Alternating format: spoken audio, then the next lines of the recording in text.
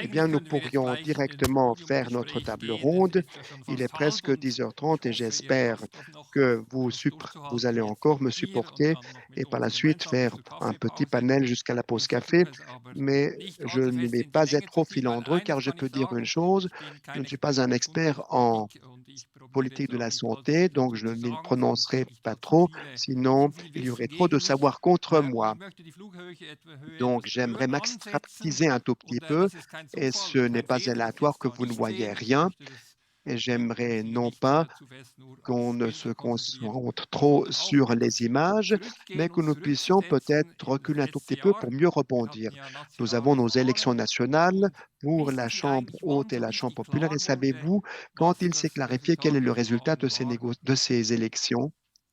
Je ne dis pas mercredi matin après les élections, donc l'OFS avait publié les vrais résultats suite à leur balbutiement lors du dimanche soir. Non, c'est 4 mois, 4 semaines après les élections fédérales, le 22 octobre 2023. Il était clair par quoi se traduisait ce résultat. Parce que là, les Néerlandais avaient leurs élections parlementaires le 22 novembre. Ils élisaient le Parlement du Royaume et on a vu qu'est-ce que les élections pourraient donc déterminer. À une époque où nous avons beaucoup de mutations, beaucoup de dynamiques, beaucoup de guerres, une déstabilisation quasi géopolitique, un parti, celle de Wilders, a doublé à 25% son électorat. Les chrétiens démocrates ont changé, mais un nouveau parti pour un nouveau contrat social de zéro, c'est donc hissé à 13%. Et chez nous, qu'est-ce qui s'est fait? Presque rien. Donc, si nous analysons nos élections sur l'arrière-plan néerlandais ou d'autres élections européennes, eh bien, ce que nous constatons est nous sommes un pays extrêmement stable. On ne sort jamais des sentiers battus. Nous avons une stabilité quasi chronique en Suisse. Si on parlait de dérapage à droite, mais c'était 2,8% de plus pour l'UDC, alors que le PS a aussi pris 1,5% à une époque où le cadre a été complètement changé par rapport à 2019, à l'époque de la déferlante verte. Là, on parlait de prospérité. On avait donc une espèce de mentalité progressive. Cela a changé de fond en comble et peu de changements. Et nous pouvons dire, eh bien, c'est précisément cela qui détermine aussi la force de notre pays, de notre démocratie directe, mais aussi parlementaire, ce qui détermine qu'on ne construit pas pour démolir 4 ans après ce que nous avons fait. Nous avons une stabilité remarquable. La stabilité, tôt ou tard, mesdames et messieurs, si on est en train d'avoir une trop grande posologie, peut se traduire par une pétrification. Et là, ce sera moins positif. Si nous ne pouvons faire bouger rien, moins mousser encore, si de la même façon, il y a toujours les sentiers battus qui nous rappellent que rien ne change, on avait un cartel de parti naguère. C'est ce qui s'est fait entre les années 1950 et 1970 avec la formule magique. Là, il y avait des dixièmes de santé de quote-parts électorales. En tant que démographie, j'aurais toujours eu raison. Si rien ne change, on peut toujours faire les meilleurs pronostics, hein. On n'engage aucun risque. C'était pétrifié à l'époque et il y avait quelqu'un qui était en quelque sorte celui qui a fait voler en éclats le cartel. Son appel, vous le connaissez, pas besoin de l'évoquer. Et il y avait aussi pas mal de changements de 1995 à 2015 et maintenant cela commence nouveau à se stabiliser. Les partis savent eh bien, qu'ils ne gagnent pas trop de quote-part par rapport à leurs adversaires. Si on va trop à droite, la gauche se renforce ailleurs et vice-versa. Donc on retourne dans ce genre de cartélisation du système politique. Donc, on l'a très bien vu lors de l'élection du Conseil fédéral, où le mantra disait stabilité au-dessus de tout sous-ton. On aurait pu destituer un conseiller fédéral. Ça n'arrive presque jamais, comme pire des scénarios de l'instabilité. Donc, mon interprétation de la démocratie, c'est qu'on pourrait déstatuer certains ministres ou même le gouvernement dans son intégralité. Ce sont des systèmes autoritaires où on est dans le gouvernement jusqu'au jugement dernier. Mais chez nous, ce faux principe fait foi et l'argument, c'est toujours si on pouvait se faire destituer, eh bien, on ne pourrait pas agir parce qu'il faudrait toujours avoir peur de se faire destituer. Il est intéressant de relever que nous avons la règle qu'on destitue personne qui est en selle et quand même on avait le sentiment que dans le département des relations extérieures, beaucoup d'énergie avait été focalisée surtout de ne pas permettre la constellation qu'on pourrait se faire destituer comme ministre des Affaires étrangères. Et c'est un peu le point crucial si on est tellement pétrifié que le plus petit mouvement déjà nous inquiète. Lisa Mazzone, la conseillère verte genevoise, a été destituée ad personam. Mais est-ce qu'elle n'a rien fait pendant 4 ans? Était-elle pétrifiée? Eh bien, si on n'a plus de possibilité de bouger, eh bien, si donc la tradition devient normale, chaque petit changement devient donc une révolution potentielle pour le système et on se pétrifie encore plus. C'est un cercle vicieux.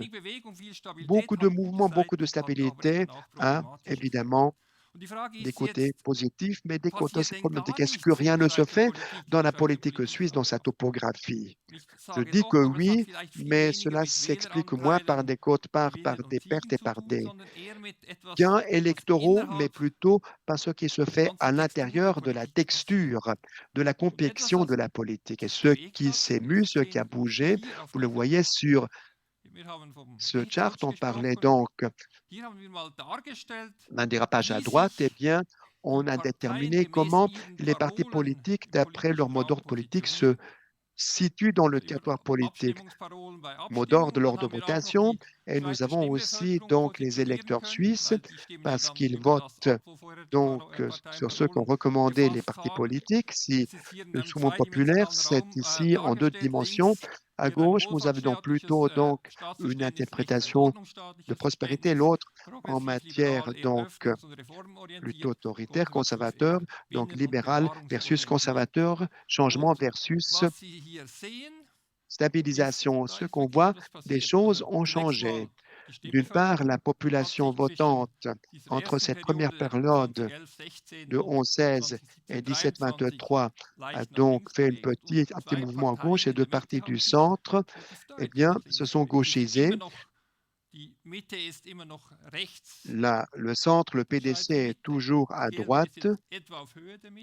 Les Verts sont au milieu. Certaines choses ont changé. Donc, certaines choses ont changé quand même, je le répète.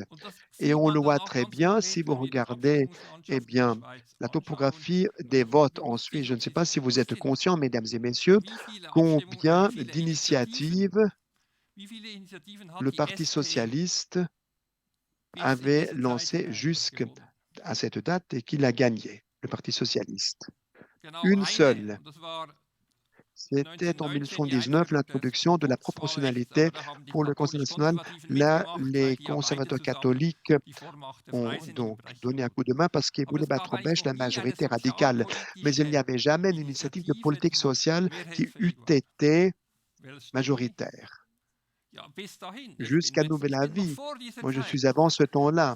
Madame, oui, c'est plus moderne que moi. Elle est déjà arrivée dans le présent. Jusqu'à nouvel avis, jusqu'à aujourd'hui, jusqu'à ce que l'initiative des soins vit le jour, mais aussi l'initiative de la responsabilité des grands groupes internationaux. Ce n'est pas la politique sociale, mais une initiative de gauche qui avait une majorité populaire, pas des États. Enfants sans tabac avait aussi gagné une majorité. Donc, des choses deviennent possibles qui longtemps ne l'étaient pas dans notre système plutôt inerte. Je me souviens de 2012, là, nous avions une initiative de travail suisse. Cette union fêtière voulait demander 6 semaines de vacances pour toutes et tous. Et à l'époque, c'était intéressant. Beaucoup de journalistes de l'étranger venaient en Suisse et qui disaient Mais c'est la folie furieuse. Les travailleurs, la plupart qui peuvent voter sont des travailleurs. Eh bien, ils peuvent se donner davantage de vacances. Eh bien, on n'a pas besoin de poser la question au patron. S'ils sont d'accord, ça a une grande chance. Tout le monde va voter oui. Et les personnes qui comprenaient un peu la politique savaient que cette initiative a zéro chance. Ce n'est pas suisse, n'a aucune chance. Et donc, à peine un tiers de votants qui votaient pour. Et c'est un peu ce vieux contrat social radical de Suisse qui remonte à 1848. C'était la seule révolution libérale en 1848, la fondation de l'État fédéral helvétique, ce qui a donc fait une espèce de tectonique sociétale particulière. Donc, tout le monde endosse sa part de responsabilité, mais nous avons aussi notre quote-part en matière de pouvoir. C'est valable vis-à-vis de la population, avec l'introduction du droit d'initiative au référendaire en 1891, une énorme responsabilité parce que dans la plupart des pays, eh bien, les personnes peuvent voter pour quelqu'un qui décide à leur place, mais eux-mêmes ne peuvent pas discuter ni décider d'une Lamal, par exemple, en France, en Allemagne et ailleurs. Et l'économie, ou si ce n'est en Suisse, les banques auraient-elles pu s'autoréguler. Nous leur donnons une responsabilité, elles vont nous ristourner des responsabilités assumées. Et ce contrat qui a rendu très forte la Suisse est en voie d'érosion à l'heure actuelle. Pas seulement côté population, mais aussi côté donc, de l'économie. Cette confiance n'est pas toujours mutuelle ou réciproque comme c'était le cas autrefois. Et c'est pourquoi elle convient de dire qu'à l'heure actuelle, si quelqu'un vient de l'étranger et nous dit, eh bien, en Suisse, dans ce domaine, vous pouvez voter sur une 13e prestation de rente AVS. Vous avez de grandes chances et je dirais que beaucoup de personnes qui comprennent la Suisse, je ne dis pas qu'il n'y a pas de chance pour cela. Et si plus tard dans l'année, nous allons voter sur la réduction, sur le subventionnement des primes, la chose sera similaire. Donc, il y a des choses qui bougent, voire qui moussent dans ce pays. Et peut-être le voit-on encore plus précisément dans cette enluminure. C'est pour moi une présentation clé. Quelqu'un l'a bien copié, donc cela se présentait mieux que si je l'avais développé, mais il ne voulait pas de PDF, il voulait donc un PowerPoint. Et nous avons ici donc cette espèce de petite palissade. Il faut les supprimer dans votre intellect, mesdames et messieurs. Ce graphique vous démontre le développement qui s'est fait de la voix dans le cas d'une question d'attitude de base qui, depuis les années 1990, auprès donc des enquêtes dans le siège de toute votation en Suisse qui ont été faites par la chancellerie fédérale, les enquêtes Vox réalisées par l'Institut bernois GFS. Donc là, on posait toujours la question de savoir s'il s'agit de l'ordre public de l'économie nationale.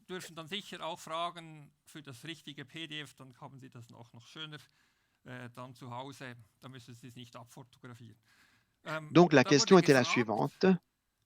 En cas de doute, comment faut-il organiser l'économie avec davantage de concurrence, de compétitivité ou davantage de contrôle étatique? Et vous constatez à travers la totalité de cette phase, avec de petites interruptions, il y a une tendance de plus de compétition qui s'affaiblit en faveur de davantage de contrôle étatique, surtout ce pays qui n'a pas entamé la voie scandinave, qui a engagé sa propre voie, eh bien, est en train de se développer vers l'étatisme. Et il est intéressant de constater, nous constatons qu'à partir de 2005, cette dévolution est en parallèle auprès des sociétaires, ou plutôt des adhérents de tous les partis. Donc, ce n'est pas une polarisation gauche-droite, on parle de société polarisée. Au fond, c'est faux. Ce n'est pas une tendance qui dit que la gauche devient de plus en plus puissante, la droite s'affaiblit. Pas du tout. Non, c'est une tendance qui affecte tous les adhérents de tous les partis. À gauche, comment on doit dire, j'ai discuté avec un personnes du PLR qui trouvent qu'une 13e rente ABS serait donc une très excellente bonne chose dans un État libéral de droit. Donc, il y a des choses qui bougent dans la sociétalité et c'est toute la sociétalité est en train de bouger, de nouvelles majorités deviennent possibles et réalistes sous des auspices réels. Et si nous regardons l'année 2024, qui est une année clé pour la politique de la santé et de la politique sociale en matière de l'initiative, mais aussi votation sur la LPP et le référendum qui pourrait se faire ou qui est relativement sûr quant à la réforme de la santé, eh bien, dans cette question, c'est vraiment une année clé. Et si ces votations se traduisent par les résultats tels qu'on ne les aurait pas fait il y a quelques années, cela peut être un tournant historique dans le traitement avec l'État, avec la politique sociale et la politique de la santé publique et privée en Suisse, et non pas pour davantage de liberté, mais pour davantage d'étatisme. La situation est potentiellement possible. 2014 était une importante année.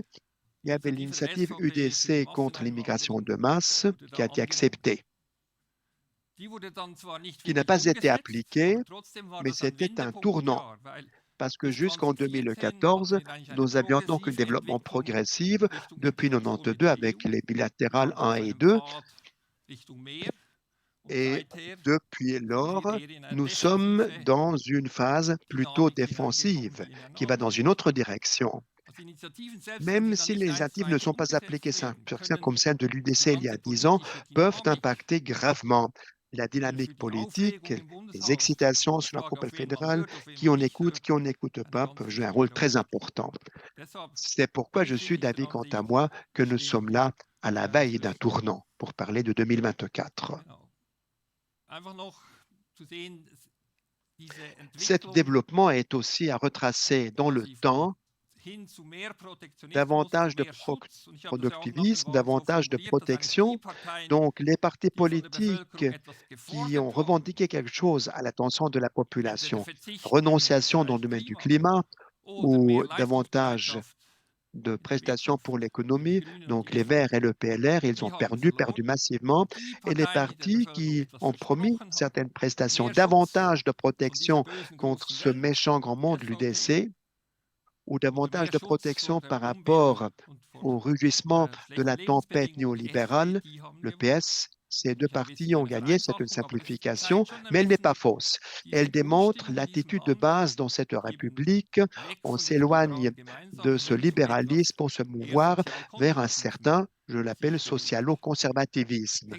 Tout cela est aussi en corrélation avec le fait qu'on est toujours dit, si on ne bouge pas à l'heure actuelle, si on ne devient pas plus dynamique, eh bien, on va rester sur le carreau en comparaison européenne et dans le passé, cela n'a pas été le cas, ce qui nous a rendus plus commodes, plus inertes, plus somnolents, parce qu'on est les meilleurs par rapport à tous les autres. Donc, ce n'est pas du tout antilogique qu'il y ait cette évolution à multiples strates. Ce n'est pas seulement la traduction du scandale CS ou de la pandémie, c'est vraiment une lame de fond qui a une tendance structurelle et profonde. Dans la dernière partie, j'aimerais concrétiser un tout petit peu certains axes thématiques. Et pour la SSR, pour les élections nationales, pour le 22 octobre 2023, nous avons fait donc une enquête auprès de la population. Le nouveau Parlement, que doit-il empoigner comme première chose? Quelles sont les priorités top? On a donné à nos compatriotes une liste de sélection. Et vous constatez que la question de la santé et du gouvernement sanitaire ainsi que les coûts, c'est vraiment à la une de l'actualité. Première préoccupation de la population, mesures contre l'inflation des prix dans le gouvernement sanitaire, 66%. C'était une question à multiples choix. mais 2 tiers ont dit, voilà la priorité primordiale du Parlement. Mettre en scène le changement énergétique et ensuite un autre sujet social, soutien financier pour dégager les primes la malle. Ce sont donc les deux dimensions sociales et deux axes sociaux, davantage de contrôle des frais versus donc calfeutrage de la capitation qui étrangle les ménages privés. Et par la suite, vous avez le sujet qui a fait beaucoup parler, renforcement du droit d'asile, aussi donc un traité avec l'UE, augmentation des prestations de rente, freiner l'envol des loyers, interdic- euh, revenir sur la suppression de l'atome, mais aussi les autres points que vous avez ici, vous pouvez les lire vous-même. Et augmentation de l'âge limite, je m'accuse, moi, c'est Silver Schmidt, c'est donc l'esprit du siècle qui est contre ce que proposent les jeunes radicaux pour augmentation de l'âge limite LPP. Et ce transparent en ce qui concerne ces différentes priorités où nos compatriotes disent oui ou ils disent plutôt non en tant que compatriotes. La grande majorité est pour des mesures comme l'augmentation des coûts dans le système sanitaire, aussi pour le subventionnement des primes la malle. Par la suite, augmentation des rentes, grande majorité. On est contre l'augmentation de l'âge limite et le PPABS, des majorités très claires de part et d'autre. Et en guise de véritable conclusion, encore un dernier commentaire sur le premier point. Il est intéressant de le constater, et pour rebondir aussi sur la communication de M. Felder, ces différentes enquêtes qui démontrent où on est d'accord de faire des choses, où on aimerait qu'on fasse preuve d'économie, etc. Et c'est donc plutôt la question fondamentale, question très générale qui entraîne de grandes majorités, allant jusqu'à la caisse maladie unique. Les gens sont pour. Ne sous-estimons la caisse unique si on voit comment la mentalité a changé. Mais il faut bien dire, en tant qu'humains, nous ne sommes pas seulement des individus, nous sommes toujours un collectif pluriel en quelque sorte. Nous sommes un autre homme si nous payons des primes que nous sommes un homme ou une femme ou un humain si nous sommes potentiellement malades ou si nous craignons une maladie et que tôt ou tard, il faudra donc se faire hospitaliser ou mettre à contribution des prestations. On peut bien mettre à contribution cela dans nos enquêtes si nous posons la question à nos compatriotes en tant que patients. Alors, ils sont tous pour de meilleures prestations. Si on les interpelle comme cotisants, ils ont un autre avis. Et il y a le troisième humain, ça c'est en quelque sorte le concitoyen ancré dans sa régionalité qui voudra donc son hôpital de district à proximité de son domicile. Et si on pose les questions quant aux prestations, ils disent, eh bien, je préfère faire un long chemin, mais avoir donc un bon traitement. Et dans le canton d'Abbas-sur-Rhodes intérieur, ils votent avec leurs pieds, comme on dit, mais ils votent de façon différenciée d'après la Landsgemeinde, la diète populaire ou dans la vie de tous les jours. Donc, nous sommes chacun au moins 3 personnes comme hommes et femmes qui votent. Avec les politiques, nous sommes encore plus nombreux. Et c'est pourquoi, eh bien, c'est toujours à 6 heures qu'on se réveille, à 6 heures que le passé se répète, plutôt qu'il ne change. Merci.